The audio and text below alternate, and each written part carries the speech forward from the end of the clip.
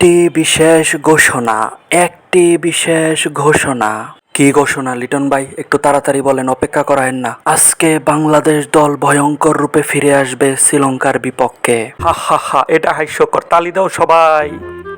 আমি লিটনের সাথে একমত, সবাই বলো ঠিক। বাবারা, তোমরা সাধারণ মানুষের আবেগ নিয়ে খেলছো, তোমাদের খেলা আজকে আমরা দেখবই না আর। ওয়াটার ওয়াটার, আমি রায় দিচ্ছি বাংলাদেশের খেলার সম্প্রচার বন্ধ করে দেওয়া হোক। বাংলাদেশ দলের এমন পারফরমেন্সের পরে গণক্ষমার আয়োজন করা হোক।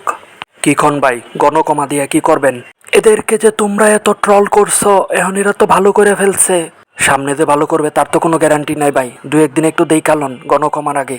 না না, যা বলছি তাই, গণক্ষমার আয়োজন করো। আমিও সহমত জানাচ্ছি।